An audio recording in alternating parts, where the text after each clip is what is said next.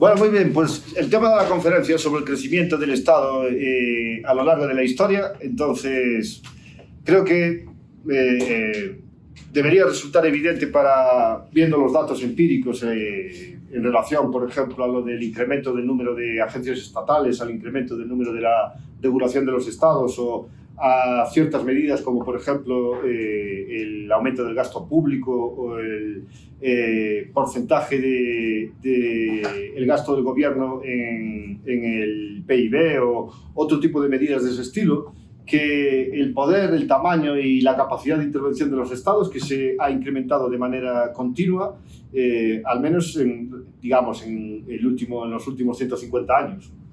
Entonces, una de las cosas que podemos ver a la hora de intentar explicar ese proceso es intentar ver algunos de los elementos o de características que pueden ayudar a entender qué cosas promovieron o facilitaron el incremento del poder de los estados. Y en ese sentido yo creo que podríamos destacar 4 elementos o quizá 5 elementos de los que podríamos hablar que facilitaron el incremento continuo del poder estatal. Y esos elementos serían de la homogeneización, tanto en términos de la homogeneización social como en términos de la homogeneización tecnológica o de gestión de política, la idea de la mecanización o de la constitución del Estado como una máquina gigantesca, la idea de la inequivocación en el sentido de que el Estado va a intentar emplear o intentar representarse de una forma inequívoca que demuestre su existencia como si fuera una entidad objetiva e inapelable, y la matematización en el sentido de utilizar las matemáticas tanto como una forma de representación de la propia existencia del Estado como de una herramienta práctica. Y en última instancia también podríamos hablar de la utilización del miedo y de las crisis como una forma a través de la cual el Estado justifica su presencia para incrementar el poder, y en el que se manifiestan esos 4 elementos. Entonces, en la idea de la homogeneización podemos mencionar autores así como Tocqueville o como Michael Mann o como Charles Tilly, que lo que dicen es que uno de los rasgos sociológicos que se pueden ver a lo largo de estos últimos 150 años es la homogeneización de las sociedades, la igualación de todos los individuos o una tendencia hacia la igualación de los individuos promovidas, entre otras cosas, por los estados. Tocqueville decía en el libro de la democracia en América que lo que se veía como uno de los rasgos o resultados de la democracia era precisamente el hecho de que la gente perdía las diferencias culturales o comunitarias o sociales que existían de manera previa y se agrupaban en una masa más o menos similar de individuos que tenían características parecidas. Eso es algo que también otros sociólogos destacaron, como por ejemplo en The Quest for Community. En The Quest for Community lo que se dice es que el Estado lo que provoca o lo que busca es la eliminación de las instituciones intermedias para generar de esa forma una situación social en la que lo único que existe es el Estado y los individuos atomizados, y que a través de la eliminación de las instituciones intermedias el Estado elimina resistencias al incremento de su poder. Esa es la razón por la que en ese libro, en The Quest for Community, lo que se explica es cómo los estados lo que intentaron fueron eliminar todo tipo de instituciones intermedias, como por ejemplo la iglesia, los gremios, las familias o cosas del estilo. Y Charles Tilly también hablaba de la idea de la homogeneización en libros como por ejemplo Coerción, Capital y los Estados Europeos, o en el artículo de War Making and State Making as Organized Crime, que uno de los factores que contribuyen y que ayudan al incremento del poder estatal es precisamente la homogeneización de la sociedad. Es decir, que es más fácil controlar a la población si es homogénea, si tiene un mismo idioma, una misma cultura, unas mismas ideas, y también que es más fácil controlar a la población si todos los individuos son muy similares. El ejemplo extremo de eso sería en la Unión Soviética, donde, por ejemplo, Stalin tenía discursos en los que se refería al ciudadano soviético como el hombre tuerca. Y esa era la idea de que las personas o los soviéticos eran intercambiables. Era la Unión Soviética como una maquinaria gigantesca en la que cada individuo era como una pequeña parte que podía intercambiarse. Y eso proviene de una evolución del desarrollo tecnológico, en el sentido de que se puede ver que la estandarización de la tecnología es un aspecto que ocurrió, por ejemplo, o se enfatizó especialmente a partir de la Revolución Industrial, y que promovió el desarrollo tecnológico y el desarrollo económico, y que no es algo contra lo que me oponga, sino que creo que sucedió de una forma espontánea que fue beneficiosa. Pero se puede ver lo de la idea de la estandarización de la tecnología en el desarrollo, por ejemplo, de estándares de medición o estándares de medida, por ejemplo, de los diámetros de los tornillos o de las tuercas. Y eso sucedía porque antes de ese tipo de implantación de estándares, cada tornillo, cada tuerca era individual. Y eso implicaba un trabajo enorme y un coste enorme a la hora de desmantelar una máquina y volver a montarla, porque había que marcar cada tornillo, cada tuerca, cada lugar en el que se tenía que incrementar, cada pieza de la maquinaria, y eso requería mucho más tiempo y requería mucho más trabajo. En cambio, cuando se generan los estándares, eso significa que cada tuerca es completamente intercambiable y se puede poner donde uno quiere y no hay ningún problema, no hay que andar señalando de esta tuerca era de ese sitio, esta tuerca era de ese otro sitio. Entonces, esa idea que es muy efectiva y que puede ser muy efectiva y beneficiosa en términos tecnológicos, cuando se aplica a la sociedad, es en realidad una, en mi opinión, atrocidad, pero que conduce o que facilita el incremento del poder estatal. Se puede ver eso, por ejemplo, en el hecho de que conforme aumentó la homogeneización tanto de la sociedad como de los individuos, ese impulso coincide con la aparición de los estados-nación y coincide con la aparición de los ejércitos en masa. Y el ejército creo que es un ejemplo fantástico de ese tipo de homogeneización, porque en el ejército todos los soldados visten uniforme, y eso significa una única forma. Eso significa que todos los soldados son en realidad como tuercas de una gran maquinaria. Todos van vestidos de la misma manera, todos se tienen que mover de manera simultánea y sincronizada, que es para lo que realizan maniobras. Todos tienen que, en cierta medida, renunciar a su capacidad de pensamiento individual, porque lo que tienen que hacer es obedecer órdenes, y eso representa ese ideal de homogeneización que lo que permite es una mayor manipulación y ejercicio del poder. Y no solo en el ejército, se pueden ver en más cosas, sobre todo en el gusto que tenían los estados más autoritarios, especialmente los soviéticos, por manifestaciones colectivas, como por ejemplo de danzas nacionales o de movimientos generales, así de mucha gente que estaban bailando así en honor a quien fuera, el amado líder o lo que fuera. Pero se pueden ver en otro tipo de manifestaciones, no solo de estados autoritarios, como por ejemplo en los Juegos Olímpicos, que es básicamente la misma idea de realizar movimientos coreografiados de grandes masas que representan una idea de unidad nacional. Y eso es una idea similar a lo del ejército. También tienen que tener en cuenta que la palabra individuo, por mucho que en el entorno libertario, liberal, que guste esa palabra, ¿no?, y que se emplee, y hablamos de los derechos individuales o de la acción individual o cosas de ese estilo, y en ese sentido creo que no tiene mucho sentido intentar cambiarlo, pero la palabra individuo es una palabra mala, es una palabra sucia. Viene de la Revolución Francesa y se refería a la última unidad indivisible de un conjunto.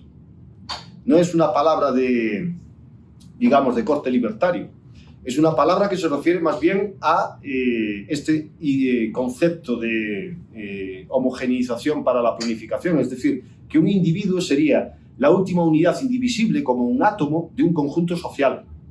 Y cada uno de esos átomos son intercambiables y son sustituibles. Ese fue el sentido en el que se empleó esa palabra. Y es algo similar a la idea de los soldados uniformizados, que visten de la misma manera, que van todos rapados, que no tienen ninguna diferencia.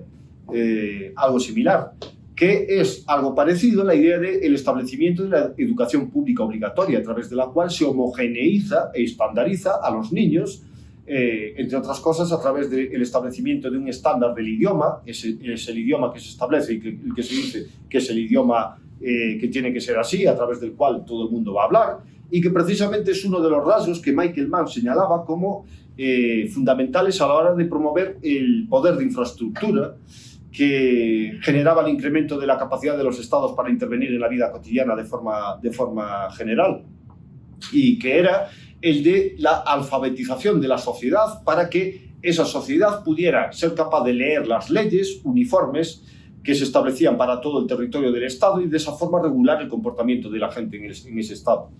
Entonces, esa sería una de las ideas que creo yo que promovieron el crecimiento continuo del poder de los Estados, el de la homogeneización, y que estaría relacionado con otro impulso, otra forma de actuar, que sería el de la mecanización de la sociedad.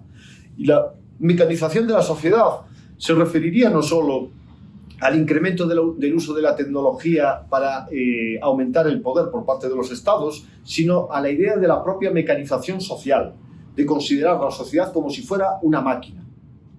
Esa es la idea que defiende, por ejemplo, Lewis Mumford en El Pentáculo del Poder, o El Pentágono del Poder, en la idea de que los estados modernos se configuran como lo que él denomina como megamáquinas. Y las megamáquinas son grandes máquinas sociales cuyas partes, componentes, son los individuos, y que son utilizadas por parte del que tiene el control del poder político para realizar grandes acciones o grandes movimientos que pueden ser de construcción de obras, por ejemplo, de construir carreteras o de lo que sea, o pueden ser utilizadas, por ejemplo, en la realización de la guerra. Y Mumford habla, por ejemplo, pone como un ejemplo característico de la megamáquina a los faraones en el Egipto faraónico, ¿no? Como la idea de la construcción de las pirámides y de cómo los individuos construyendo las pirámides y moviéndose trabajan de una forma organizada en la dirección señalada por el líder político y se constituyen como esa especie de megamáquina. Pero también lo que señala es que la megamáquina se potenció a partir de la revolución científica y específicamente coincidiendo con la aparición de los estados-nación, con, por ejemplo, ideas defendidas, por ejemplo, por Descartes, que lo que defendía era la idea de que cosas orgánicas que crecen y que se manifiestan así de manera evolutiva, que eran irracionales y que había que sustituirlo por una forma de ingeniería de la sociedad. Descartes, en el discurso del método, dice que una ciudad estaría mucho mejor construida si fuera el resultado del diseño de uno únicamente, en lugar de que aparezcan de forma orgánica, que entonces aparecen de manera desorganizada, aparecen de manera, no siguen un único plan. Y ya saben ustedes que Descartes era el ejemplo característico que empleaba Hayek para referirse a lo que llama el racionalismo constructivista y a la idea de la ingeniería social. Y esa idea de ingeniería social se manifiesta precisamente en cosas como lo de el urbanismo. De hecho, el urbanismo aparece también y se desarrolla y se enfatiza en momentos de aumento del poder político. Y recientemente coincide también con estas ideas de lo de la aparición o el crecimiento del poder del Estado-Nación.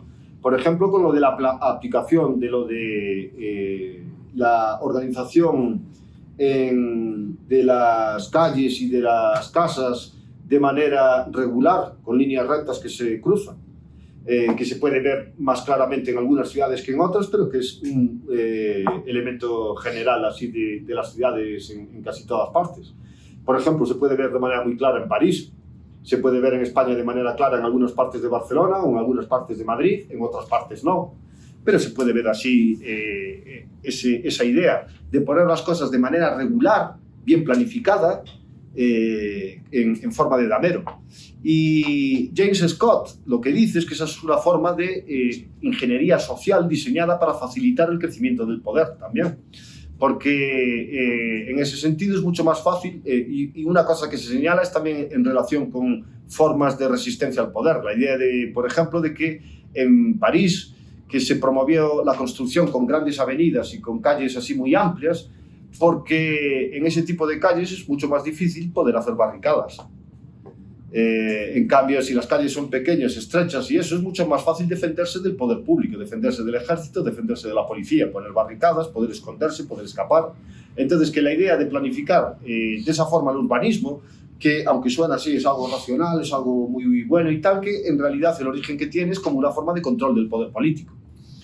Y que representaría parte de este impulso dentro de lo de la megamáquina o de la mecanización, en el que la sociedad se configura como una máquina gigantesca en el que los individuos son simplemente partes componentes, que básicamente es también la concepción que hay de la economía, ¿no? En la escuela neoclásica de economía, como por ejemplo la producción o el PIB, que es básicamente una función de producción, es una máquina. Es una máquina a la que se le ponen una serie de ingredientes, se le ponen una serie de inputs, y de ese input sale un output, que es el PIB, o el producto como se vea, o el resultado de la producción. Y la idea es que eso, que se ponen, por ejemplo, 3 ingredientes, o los ingredientes que uno considere, como por ejemplo el capital, el trabajo y la tierra, y de la combinación de esos sale una cantidad determinada, y esa función de producción nos va a expresar una relación cuantitativa que nos dice con ese tipo de ingredientes qué cantidad de output vamos a obtener. Pero ya saben también que desde el punto de vista de la Escuela Austríaca de Economía, que el capital no es meramente una letra K en una función de producción, que el capital es heterogéneo, y que ese capital heterogéneo depende de la utilización que la gente hace de ciertas cosas, de ciertos bienes de capital, para obtener ciertos objetivos. Es decir, que el capital aparece organizado en una estructura productiva cuyo objetivo último es la producción de bienes de consumo, pero dirigido desde el punto de vista de la satisfacción de los deseos del consumidor. Y eso implica un concepto mucho más humanista de la economía, en el que el capital no es una mera letra K en la que se intenta agrupar cualquier cosa, porque para un economista neoclásico todo es capital y todo es la misma cosa, da igual que sea un reactor nuclear o que sea un martillo o que sea una furgoneta. En cambio, desde el punto de vista de la economía austríaca, lo que es importante es la combinación de elementos heterogéneos de capital físico, pero con el objetivo de combinarlos con otros factores productivos para, en última instancia, producir bienes de consumo que pueden satisfacer las necesidades de la gente. En cambio, de la otra forma, con la economía neoclásica, la economía aparece simplemente como una gran máquina que puede ser sometida a los designios de un ingeniero social. Ese ingeniero social va a ser el Estado. Es como el ingeniero que lo que hace es regular la máquina para que produzca más o produzca menos y se incremente o no se incremente esas cosas. Entonces, incluso desde el punto de vista de las teorías promovidas así en muchos ambientes académicos, esas teorías en realidad lo que promueven son metáforas de la sociedad que tienen una naturaleza mecanicística y que conciben a la sociedad como si fuera una gran máquina sobre la que pueda actuar un grupo de ingenieros sociales. Entonces, eso en relación a estas ideas de la homogeneización, de la mecanización, pero se pueden ver más elementos así en relación, por ejemplo, a la idea de la inequivocación, al hecho de que el Estado lo que quiere es aparecer como una entidad objetiva, que tiene una existencia objetiva y que es irrefutable y que se puede expresar de forma inequívoca. Obviamente, bueno, yo soy discípulo de Miguel Anxo Bastos y el profesor Bastos, una de las cosas en las que siempre insiste es que el Estado no existe. Y lo dice refiriéndose al hecho de que no tiene una existencia ontológica primaria, no es una persona, no existe España, no es una señora que ande por ahí que comercie con la señora de China. Es una metáfora. Y esa metáfora no tiene una existencia real, pero los estados quieren que la gente crea que sí tienen existencia real. Y para hacer eso utilizaron diversas herramientas, como por ejemplo la institucionalización de la historia. Porque a partir de la creación de los estados-nación, una de las cosas que se le exigió a los ciudadanos fue que tenían que participar en el ejército, especialmente a la población varón, pero masculina. Pero era una de las responsabilidades de los ciudadanos de un Estado-nación estar en el ejército y defender a la patria a través de la conscripción obligatoria, y sirvieron en el ejército. Otra de las responsabilidades era la de pagar impuestos. La contrapartida, se decía, era que el Estado ofrecía bienes y servicios y ayudaba mucho y cosas de ese estilo. Pero claro, para convencer a la gente de que tiene que ir a morir en la guerra porque se lo dice un ministro, y para convencerle de que tienen que pagar impuestos resulta difícil si alguien no ofrece una justificación más grande. Y esa justificación grande fue la de ofrecer una entidad que se decía que tenía una existencia histórica evidente y que podía ser demostrada de forma inequívoca. Y para eso se institucionalizó la historia. Un lenguaje inequívoco es el de las matemáticas, o más inequívoco, ¿no? O quiero decir menos inequívoco, menos equívoco. En el sentido de que es un lenguaje que se cree que se puede utilizar para evitar usos metafóricos o usos analógicos, como puede suceder en el lenguaje natural.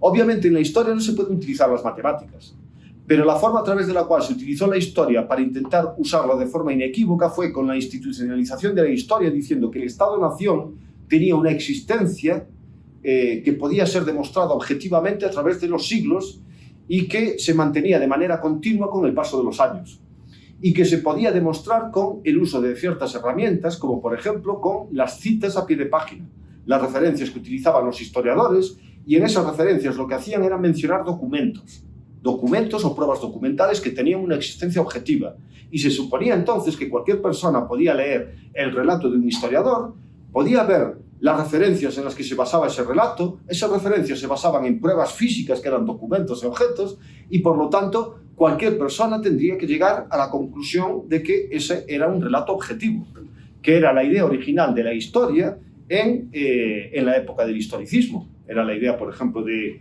la escuela histórica alemana. Y ya saben que una de las cosas de la escuela histórica alemana era la idea de pensar, y que apareció obviamente en el contexto alemán, de que esa escuela histórica era, o se definían ellos mismos como la guardia de corps intelectual de la Casa Hohenzollern. Es decir, que eran la guardia de corps intelectual del poder político. Así era como se definía. Es decir, que estaban para justificar el poder político y para justificar la existencia del Estado. Era por eso también que la escuela histórica alemana estaba en contra de la escuela de Manchester y la idea de la existencia de leyes económicas universales que iban en contra de la idea de la intervención del Estado. Decían, no, eso no afecta a Alemania, o no afecta a este Estado, aquí este Estado tiene que ser intervencionista. Pues eso se fomentó a través de la idea de decir que existe un relato histórico y una continuidad histórica que demuestra la existencia de algo como la nación. La nación, como por ejemplo la nación alemana. Y la nación alemana no es algo contingente y que apareció por los avatares de la historia y que puede dejar de existir, no, es algo que viene desde el principio de los tiempos y que se puede establecer una conexión, por ejemplo, entre los germanos y el Estado prusiano o el Estado alemán. Y eso lo hacen a través de la gestión de esa de los... o la utilización de la historia de forma institucionalizada y a través de elementos como las citas a pie de página. Y más elementos en ese sentido podrían ser también lo de la idea de la utilización de los mapas para crear en la gente la imagen de que existe una representación física de lo que es el Estado-Nación y que también se institucionaliza y que también se utiliza a través de la educación pública, porque es la idea, por ejemplo, de que España existe y de que tiene unas fronteras y de que esas fronteras son objetivas y de que existen de manera necesaria. Pero eso obviamente no es cierto. Las fronteras de España son azarosas, podrían haber sido de cualquier otra manera. No hay nada necesario que diga que el Estado español tiene un control sobre un territorio, pero no tendría por qué haber sido así. Sin embargo, se creó siempre la imagen para decir que tenía que ser así. En Francia, por ejemplo, se utilizó la imagen de la idea de las fronteras naturales del reino. La idea de que Francia tenía una existencia objetiva y tenía unas fronteras naturales. Otra cosa que se utilizó fue la gestión administrativa del interior del territorio dominado por un Estado.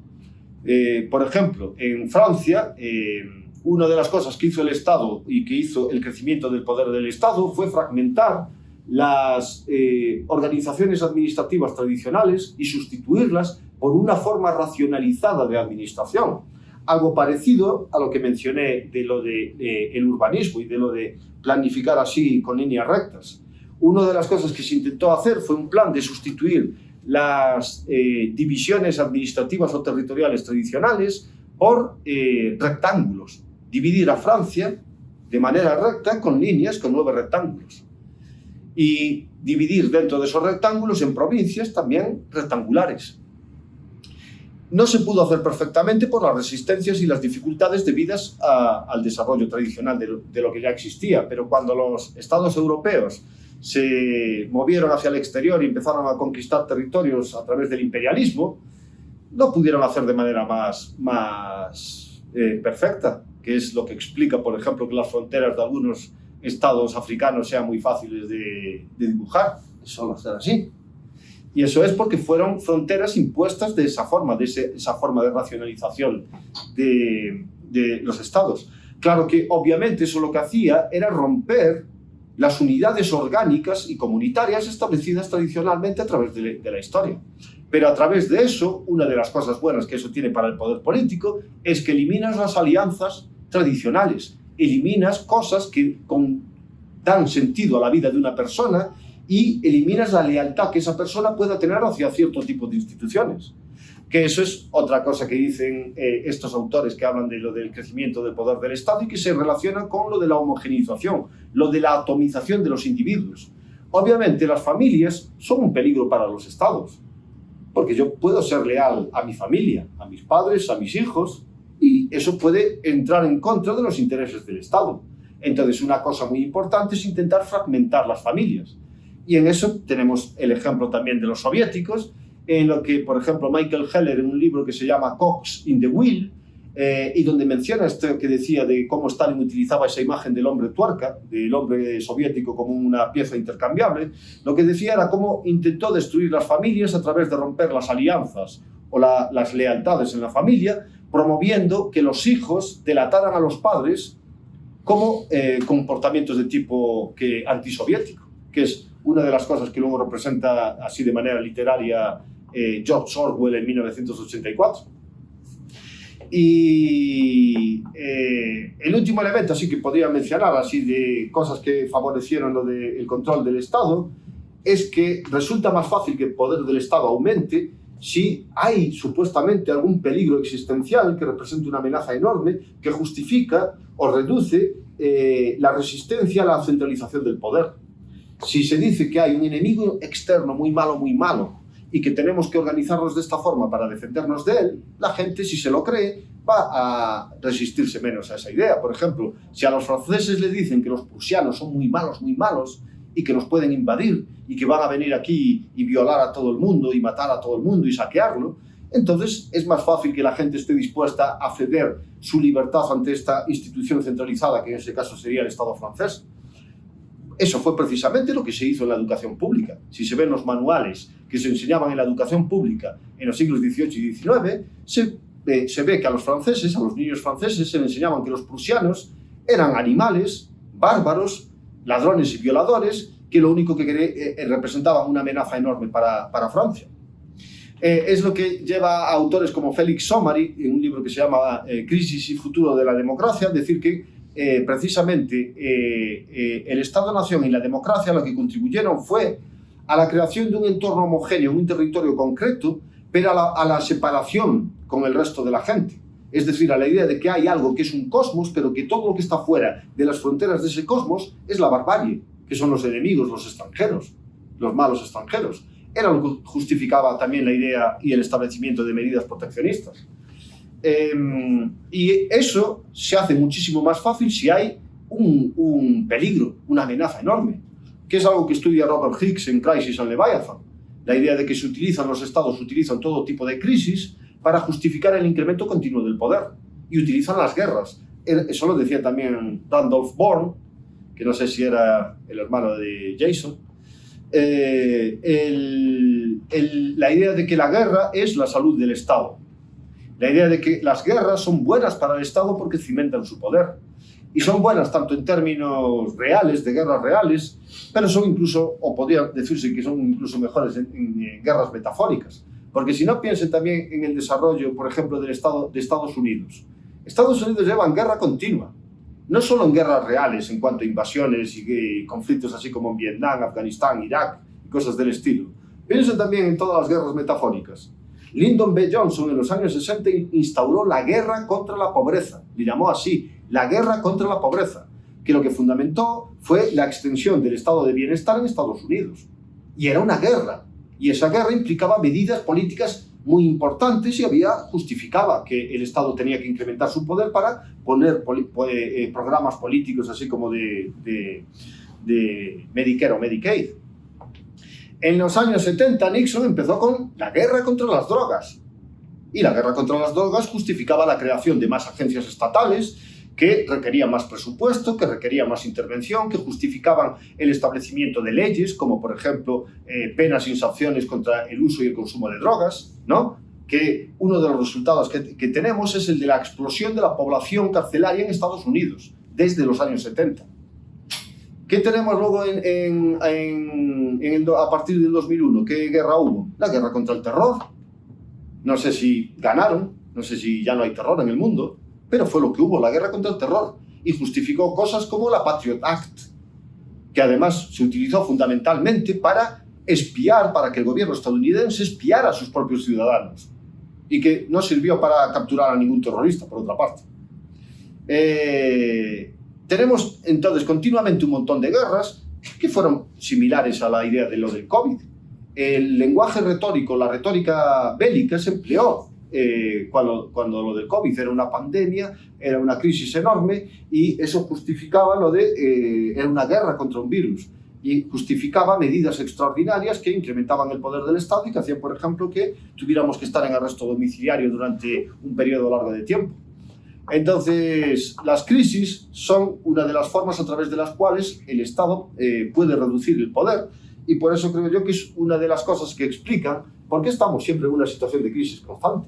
Ahora tuvimos primero lo del COVID, luego Putin va a crear una guerra mundial y entonces tenemos que tomar todo tipo de medidas contra eso. Pero si falta eso, siempre tenemos el cambio climático, que es una amenaza existencial que nos va a destruir y que tiene que justificar, por ejemplo, que controlen nuestros patrones de consumo y que controlen la forma en cómo nos movemos y qué tipo de energías utilizamos. Y eso se justifica también en relación con lo del control de la moneda, ¿no? Que es también lo que se dice para racionalizar lo de la moneda a través de, por ejemplo, de la digitalización de una moneda estatal, que lo que haría sería que el Estado tuviera una capacidad todavía mayor para tener la información de qué cosas consumimos o cómo nos comportamos y para poner medidas así que gestionaran o que redirigieran lo de nuestros patrones de consumo. Entonces, creo que son esas unas de las ideas así que explican por qué el hecho evidente de manera empírica del crecimiento del poder de los Estados y creo que no es una evolución así especialmente positiva y ya está, que ya sería así.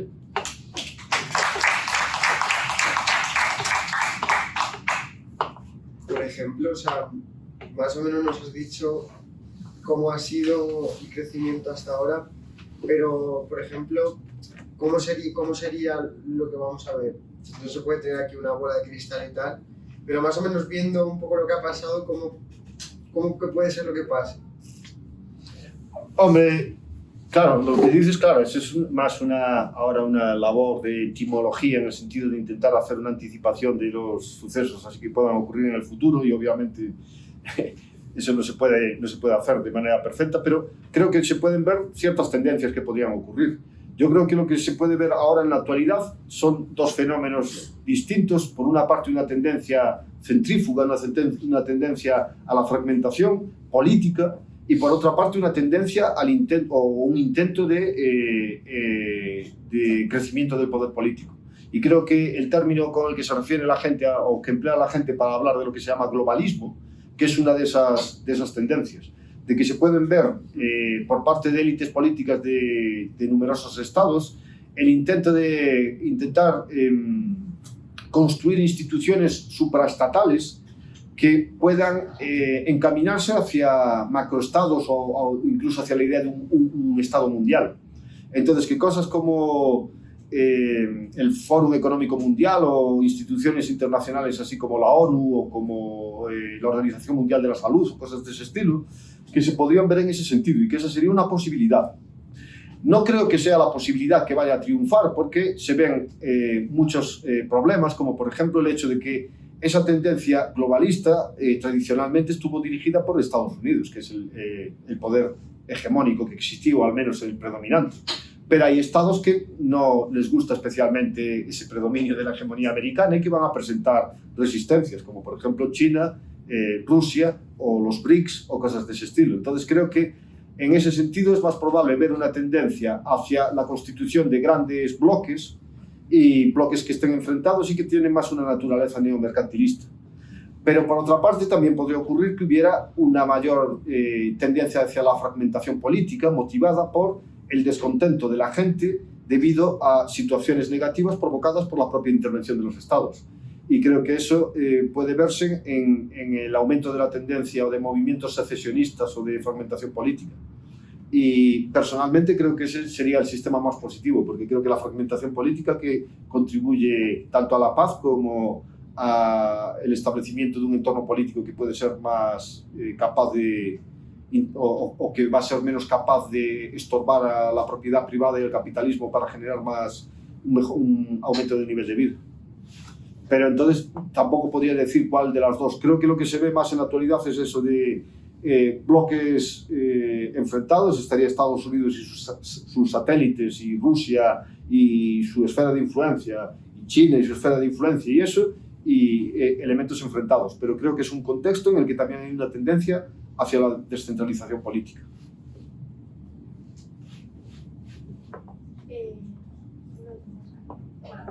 Yo tengo dos preguntas.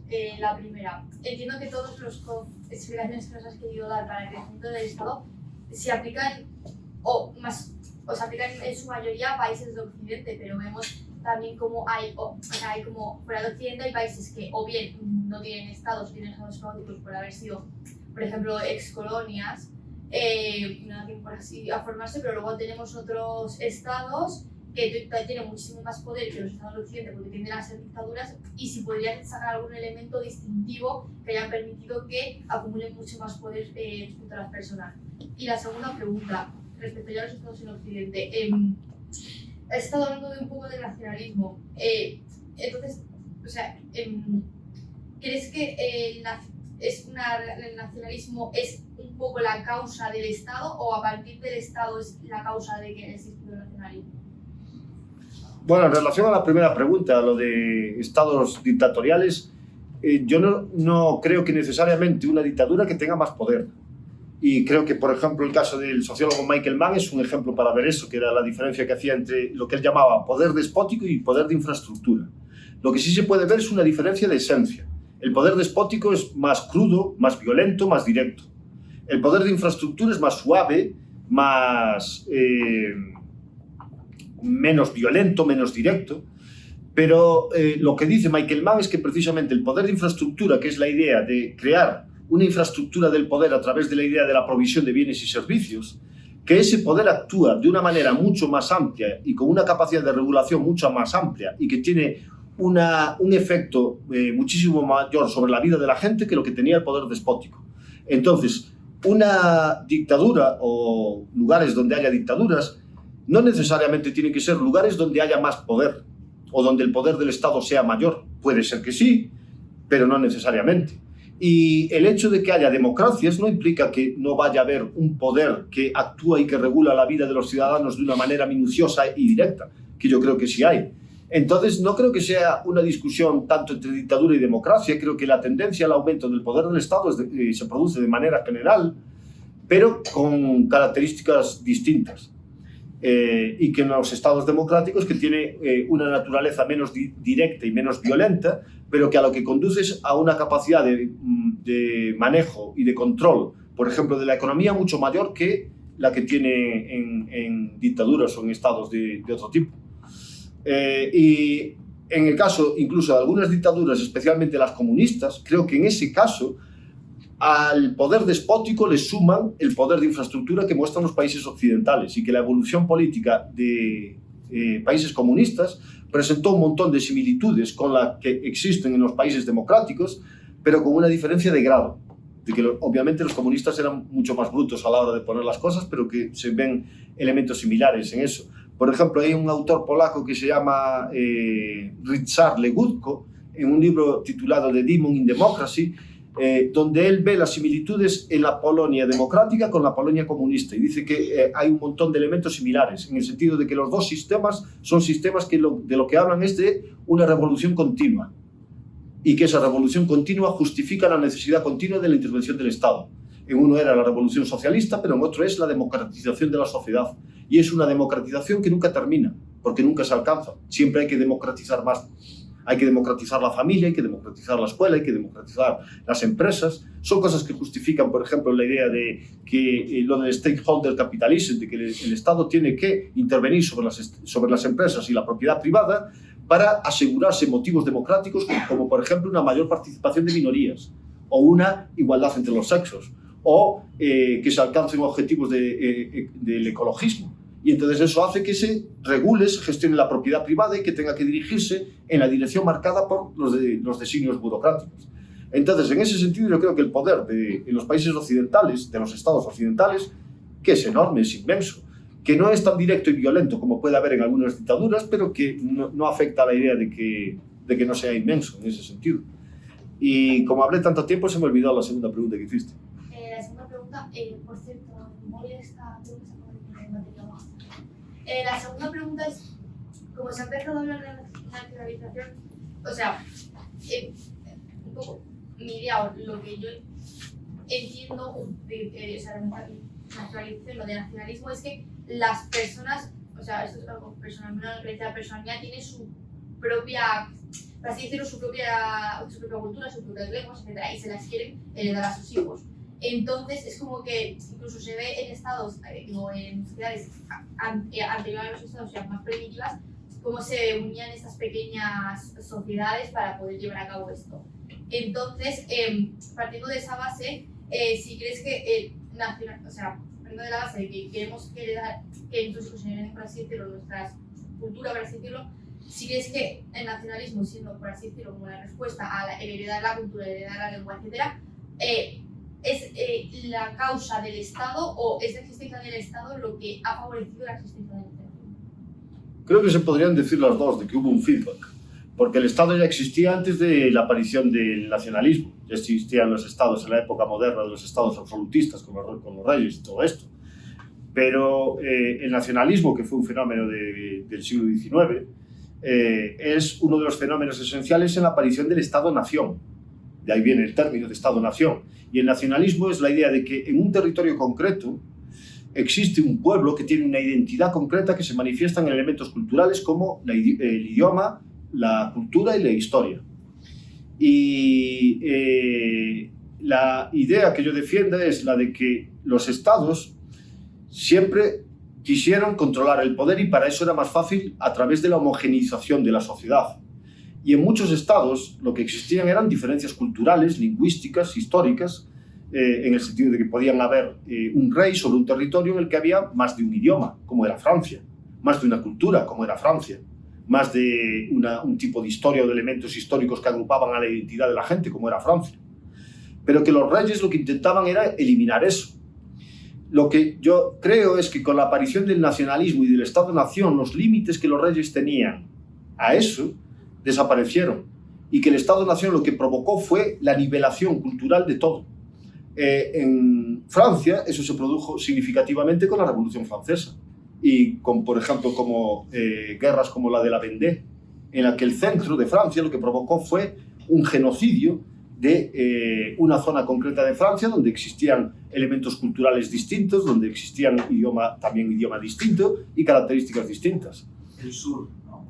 Aquitania, esa zona. El sur-suroeste, sí. Hacia ahí, ¿no? Gascoña, Aquitania. Gascoña, sí, Bretaña, eran zonas donde habían elementos culturales, Normandía, elementos culturales así distintos, lenguas distintas. Obviamente ahora Francia es una de las zonas en donde esos idiomas quedaron reducidos a un elemento enormemente minoritario porque se impuso el francés, básicamente. Pero no es que el francés estándar que hay ahora fuera el idioma que existía en todas partes. Eso se impuso a partir especialmente de la Revolución Francesa y de la aparición del Estado-Nación. En España se intentó hacer, pero se hizo mal. Menos mal. No se hizo con la misma efectividad que lo hicieron los franceses. Entonces, creo que hay una relación de feedback entre el Estado, ya existía antes de la aparición del nacionalismo y del Estado-nación, pero creo que el nacionalismo es uno de los elementos que actuaron como catalizador para permitir incrementar el poder del Estado. Bueno, iba a comentar justamente sobre este tema, porque bueno, como insistimos mucho en el tema de la homogenización y eso, es que no recuerdo si creo, vamos, corríjame si me equivoco, Rothbard en Anatomy of the State, tengo la impresión de que se inclina más, y yo personalmente también así lo creo, de que el Estado tiende a expandirse en territorios en los que ya existe una cohesión social, cierta cohesión social en cuanto a valores y cultura previamente, ¿no? Y que no se expande, o sea, que eso tiene que limitar la expansión del Estado en tanto que cuando trata de expandirse a grupos con esa falta de cohesión cultural se convierte en una entidad mucho más inestable, una entidad abstracta, digamos, que controlar mucho más inestable. Y yo tengo la impresión de que esa homogenización que se hace posteriormente es algo más, que desde luego que ocurre, pero que es algo más de carácter más residual, ¿no? Como puede haber ocurrido en España cuando se ha intentado con, pues eso, con el País Vasco, pero han sido cuestiones más residuales, ¿no? Pero sí que parece que hay una cohesión, o que había una cohesión social, una serie de valores compartidos en lo que sería el territorio en el que ahora se expande el Estado que gobierna sobre este área. Y bueno, y que sí que creo que eso evidentemente, o sea, en muchos países se observa que las fronteras sí que tienen una cierta relación geográfica, ¿no?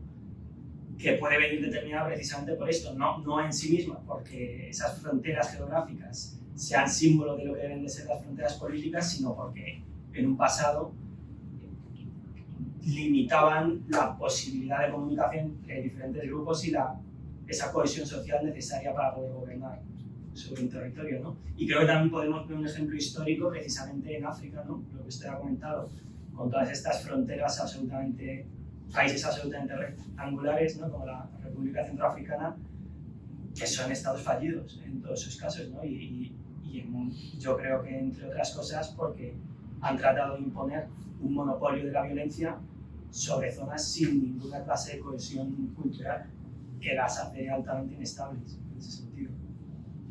Bueno, si con Estado fallido se refiere a que no lograron el monopolio de la violencia... Estado fallido que en verdad es un éxito, claro, pero lo que se llama Estado fallido. Sí, claro, porque Estado fallido, claro, se utiliza así como una forma de justificación del Estado. Se dice, sí, ahí donde las cosas van mal, a eso le llamamos Estado fallido. No, claro, es un éxito.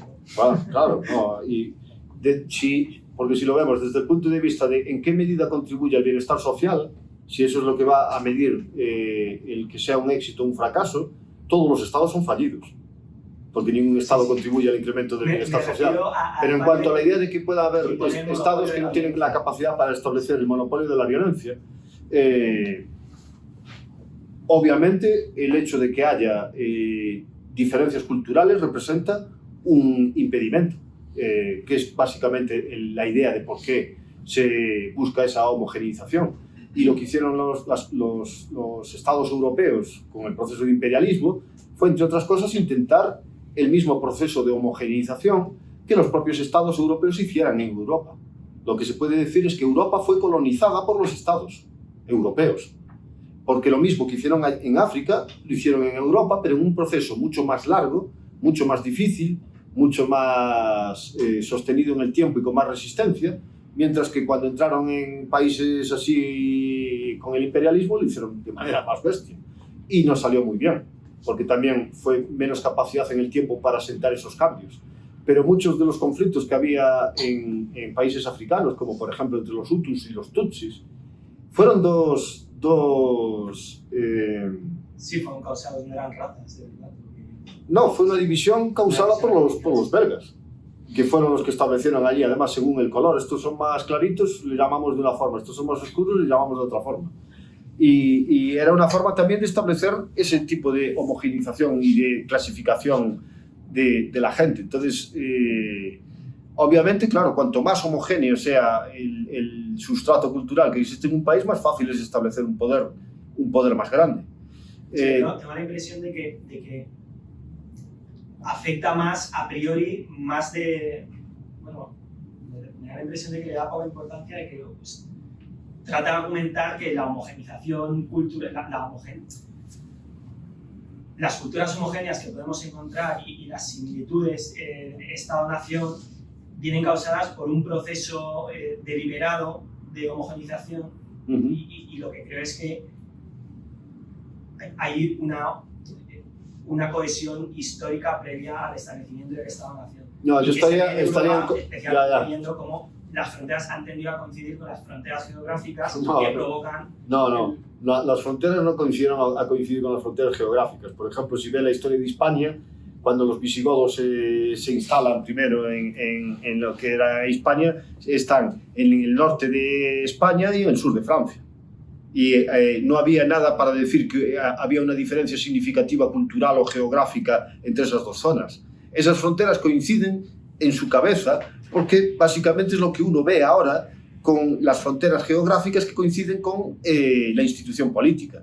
Pero de hecho no tiene nada que ver con la evolución histórica que existía. Es un avatar que fue facilitado, al decir que fue un proceso deliberado, tampoco quiero decir que fue un proceso conscientemente cultural, en el sentido de que decía, no, vamos a hacerlo de forma para promover una cultura por encima de otra, sino que era uno de los principios que la gente entendía, que los políticos entendían, que facilitaban lo del establecimiento del poder. Pero no estoy de acuerdo con la idea suya, la idea de que las fronteras de Francia coincidieron, no, se construyeron así, no coincidían con nada. ¿Por qué existían los problemas de Alsacia y Lorena con Prusia? ¿O por qué coincidían cosas de ese estilo? Entonces, no es, la coincidencia no existe en términos geográficos. No digo que sea determinante, pero que digo que podemos observar en algunos casos, y creo que fronteras que han podido causar una distinta, históricamente, una distinta evolución de los valores. Pero es que, claro, pero dése cuenta que, por ejemplo, el propio concepto de frontera fue algo que apareció y se construyó a lo largo del tiempo. En la Edad Media, los mapas no mostraban fronteras lineales. El territorio era todo de la misma forma, no era el reino de tal tiene estas fronteras lineales así. Lo que la jurisdicción era más personal que territorial. Y en los territorios lo que había era solapamiento de distintas jurisdicciones. Entonces fue la idea de que existen fronteras lineales, no es algo que exista de una forma natural en la mente de la gente, fue algo que apareció como una construcción histórica y que se fomentó primero por los reyes absolutos o absolutistas y que se enfatizó con el desarrollo del Estado-nación y que se intentó representar a través de lo de la geografía, entonces de lo de los mapas y todo esto. Entonces, que puedan haber fronteras que coincidan con accidentes geográficos, esa es una cuestión. No quiero decir que el accidente geográfico determine la frontera, simplemente que podemos observar en algunos casos relaciones que pueden indicar, por ejemplo, que al sur del Pirineo y al norte del Pirineo había una cultura distinta que ha dificultado la expansión de un estado sobre otro. Pero en ese sentido es en el que estoy en contra de esa idea, no estoy de acuerdo con usted. Creo que incluso lo de los Pirineos, lo que se ve más es lo de la homogeneización de esas culturas a través de los reyes absolutistas y del proceso histórico en general. No es que hubiera realmente una diferencia cultural significativa.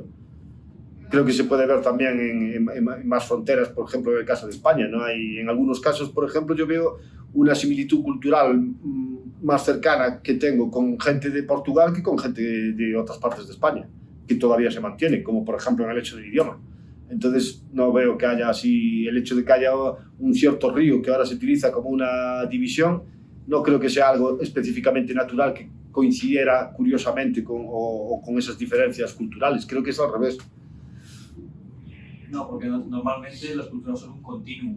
O sea, no es que coges este río y hablan totalmente un idioma nuevo. No, eso es un continuum que te vas alejando de tu punto X y te vas alejando culturalmente, pero es un continuum. Sí, claro. Progresivo. Y es difícil decir dónde empieza, dónde termina y dónde hay así, ¿no? Puede uno decir que justo en este punto empieza y es donde está la frontera y entonces tiene que coincidir con una cierta institución política. no fue así. Y además, históricamente, tampoco era como se La organiza. construcción. Claro. Un hombre del norte de Huesca es mucho más parecido culturalmente a un sureño de Francia, a uno que vive al norte de los Pirineos. Podría ser, ¿no? O sea, no tengo el conocimiento específico para poder afirmarlo, pero no me extrañaría, claro. Sé que, por ejemplo, también lo decía Borges, que los argentinos, ¿qué era eso de argentinos? Que no tenían nada en común de una parte de Argentina con otro de otra parte de Argentina con otro de Buenos Aires, que no había nada que los hiciera así, aparte de la idea de que hay un Estado y de que hay unas fronteras políticas como eso. Pero entonces... Bueno, la lengua. Sí, ese sería un elemento común, sí. Es que la Pero, lengua también va en un continuum, o sea, sí, realmente hablamos todos latín. Los franceses, tú y yo. Hablamos dialectos de latín, realmente. No francés, no español, no rumano. Latín, realmente. básicamente sí, son formas de evoluciones del latín. Entonces, claro, tampoco es la misma idea de que en realidad también esa evolución podría continuar. Y aún así, aunque el idioma, claro, hombre, se puede decir en Argentina que sí, que tenía más el idioma y todo eso, pero bueno, incluso con eso, aun hablando el mismo idioma, Borges, por ejemplo, decía que incluso con ese elemento en común, que eran mundos aparte los que te podía tener un gaucho con un bonaerense. Entonces, vale, sí, obviamente se pueden ver cosas en común, pero claro, solo podemos llevar a más elementos así, pero no es la idea de que exista una identidad concreta y que esa identidad concreta tenga una naturaleza objetiva que pueda ser demostrada con pruebas inequívocas y que eso justifica la idea de que tiene que existir una institución política que se adapta exactamente a... Esa es una idea que creo yo que es obviamente que no es cierto. Y aunque tengan el mismo lenguaje, también pueden tener su dialecto, como por ejemplo el vasco y un valenciano. Es decir, que aunque tú intentes homogeneizar, que hablando todo el mundo español, no tienen por qué, o sea, hay pueblos en el País Vasco que hay gente que no sabe hablar apenas español y cosas así.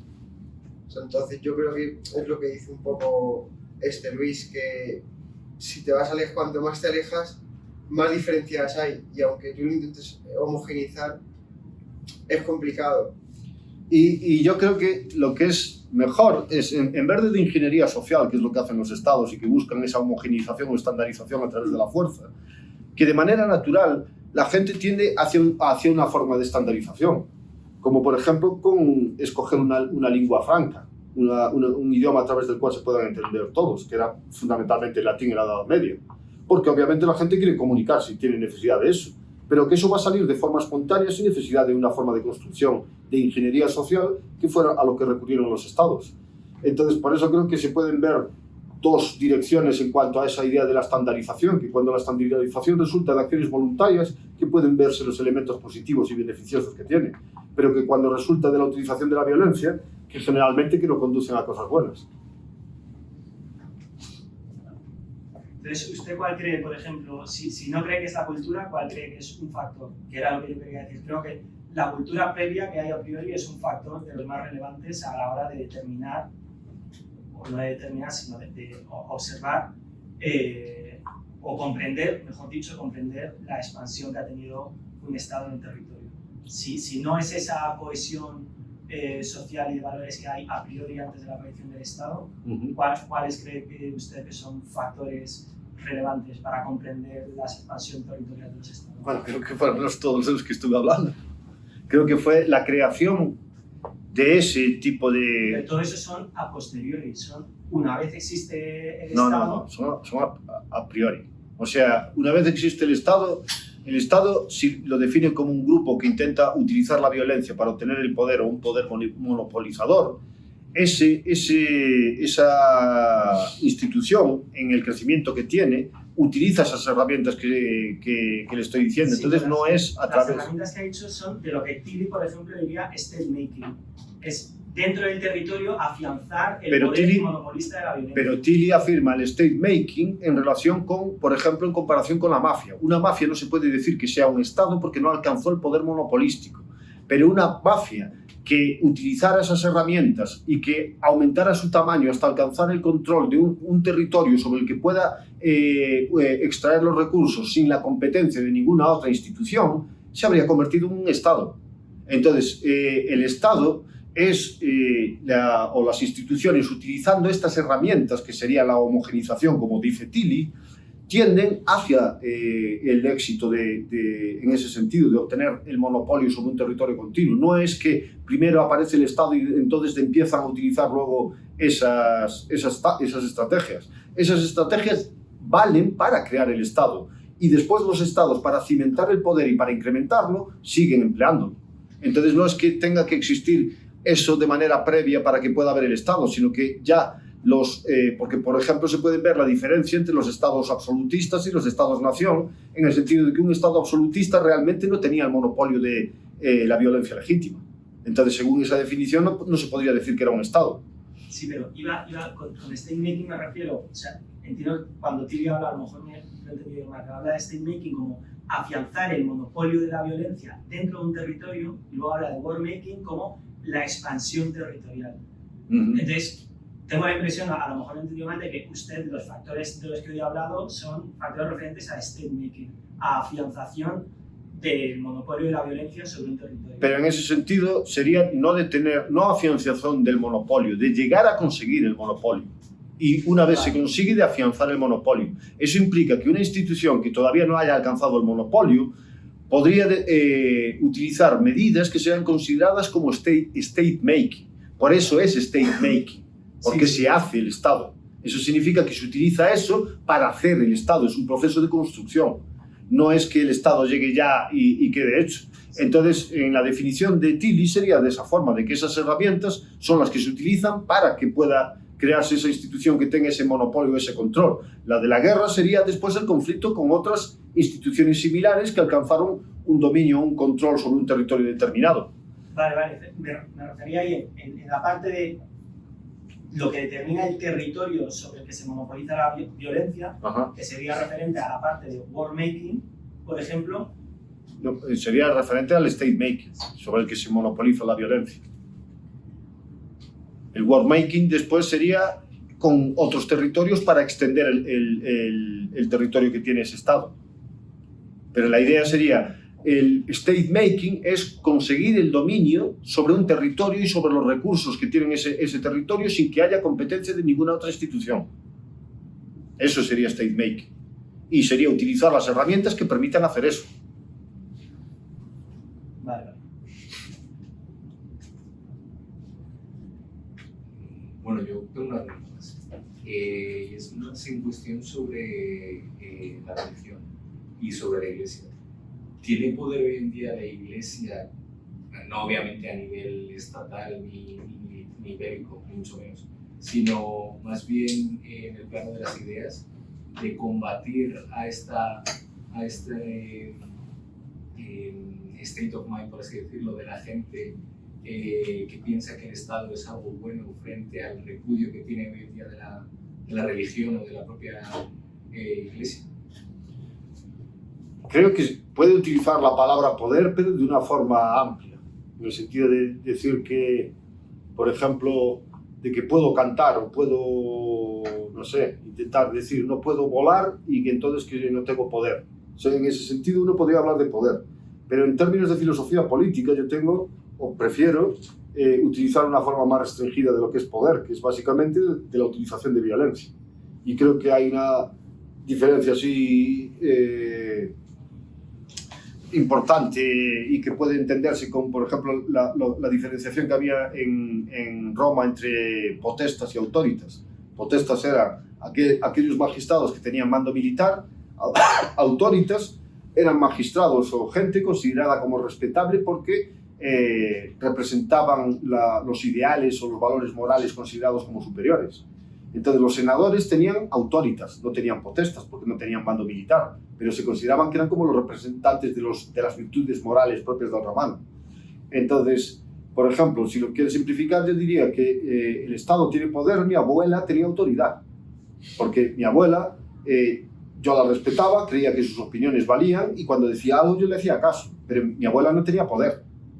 Entonces yo diría que la Iglesia lo que tiene es autoridad, o puede tener autoridad, pero no tiene poder porque no tiene capacidad para utilizar la violencia. Hubo momentos históricos en los que la Iglesia, o puede decirse que institución política derivada de la Iglesia, que sería lo de el Estado Vaticano, que tuvo poder, pero que fue un poder muy limitado, porque fue siempre una parte pequeñita o así. Pero que en cuanto a Iglesia no tiene poder, lo que tiene es autoridad. En cuanto a autoridad, claro que puede representar una forma de limitación del poder político, que es una limitación muy importante, que es una de las ideas por las que creo que el Estado ataca instituciones intermedias que puedan representar ese tipo de poder. Si le dice a la gente, por ejemplo, la Iglesia Católica, que el destino último del católico está en el más allá y es trascendente, eso significa una limitación al poder del Estado, porque le está diciendo que el Estado no es la cosa más importante que hay en el mundo, que obviamente esa es una limitación. Entonces era precisamente la crítica que hacía Rousseau a la Iglesia Católica, y decía que por eso el Estado lo que tenía que crear era una religión civil, una religión del Estado, y tenía que sustituir el catolicismo y las ceremonias católicas por el bautizo civil, por el matrimonio civil, por cosas de la religión civil. Entonces, en ese sentido, sí creo que en forma de autoridad es una limitación, porque le da ideas a la gente de qué es lo que está bien o está mal o no sé qué, pero que el poder que no tiene, porque no tiene capacidad para utilizar la violencia de forma sistemática.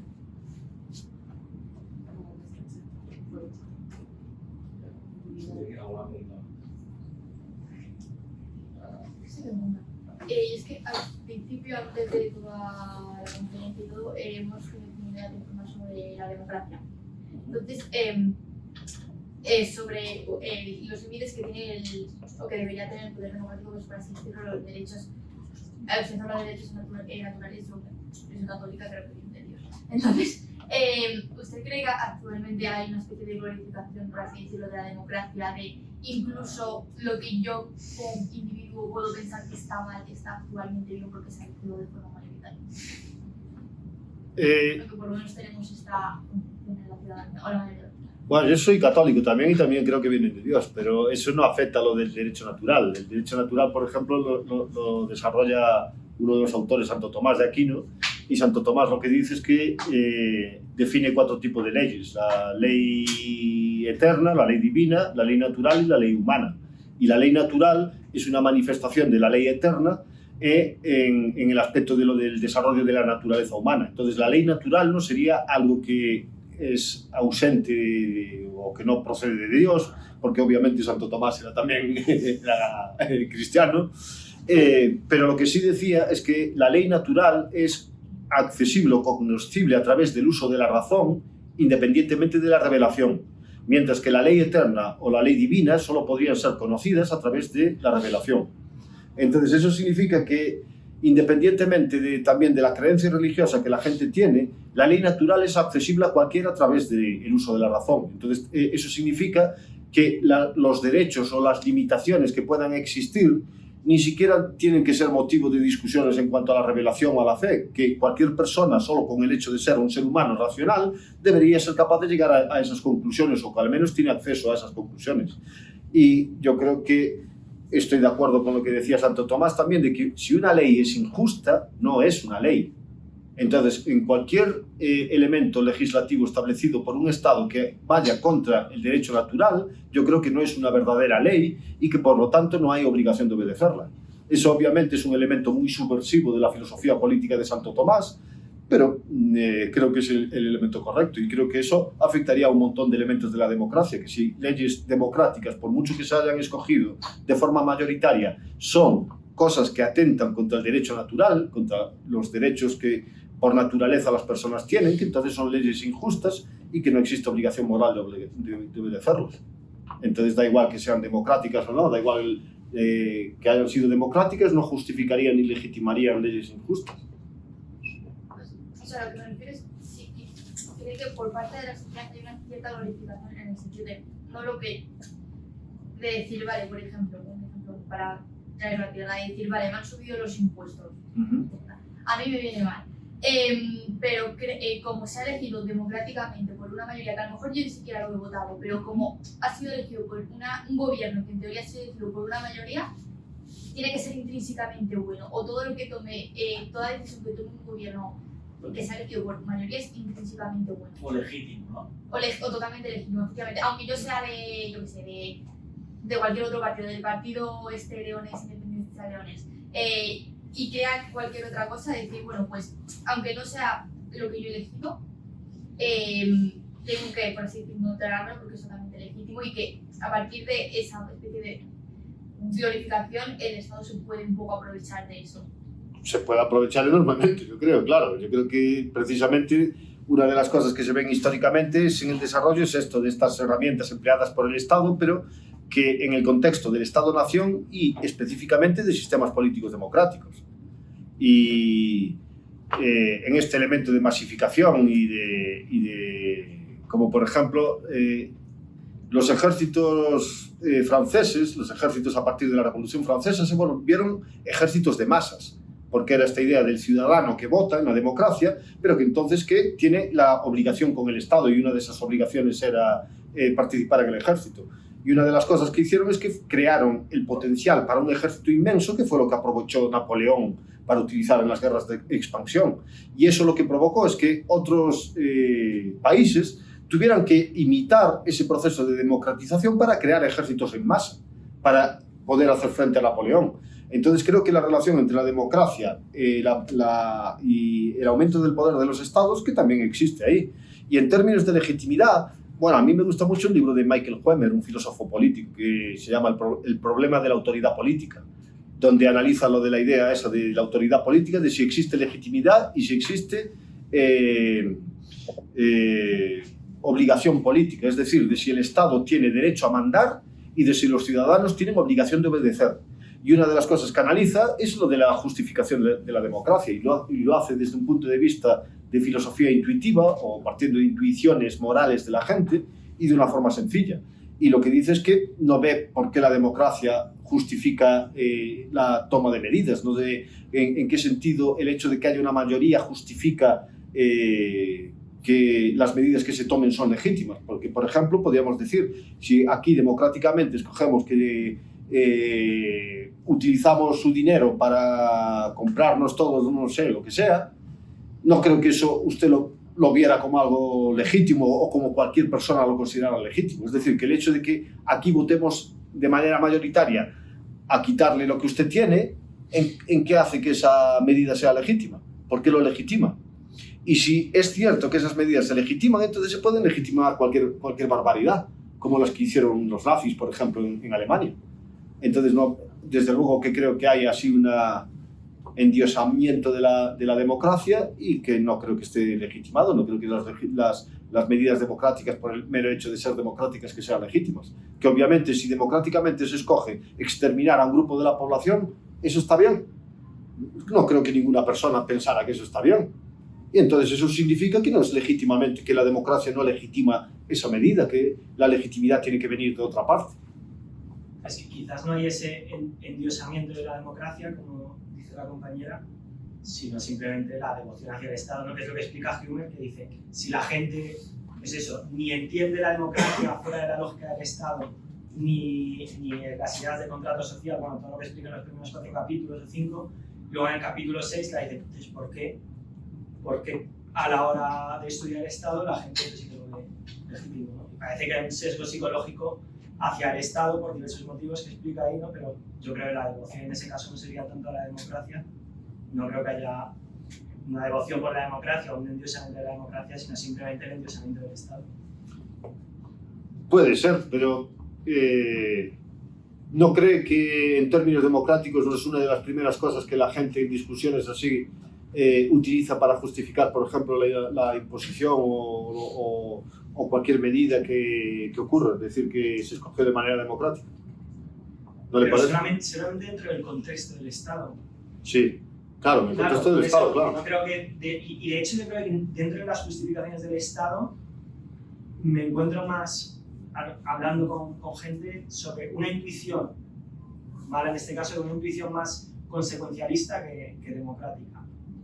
Que es otro de los puntos que toca Hume en otro capítulo, ¿no? Democracia, consecuencialismo. Yo creo que sí, mayoritariamente es más consecuencialista que democrática la justificación. Sin embargo, por ejemplo, yo estuve con un debate así con alumnos en relación a lo de teoría monetaria o en relación a lo de los impuestos, y la justificación a la que acababan llegando, más que en términos económicos, era en términos democráticos. Siempre había quien decía que estaban justificados porque la gente los cogiera.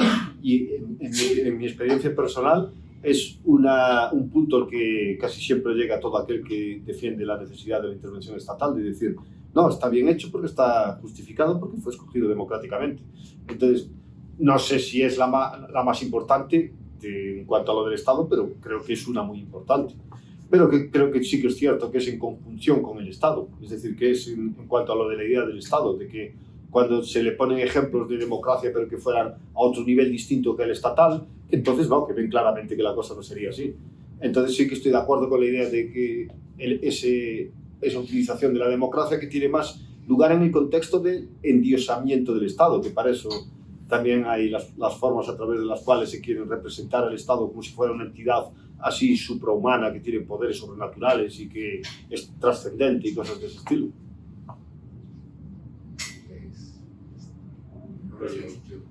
Nos queda por lo No, nos quedamos aquí todo el día ya. Bueno, Muy bien.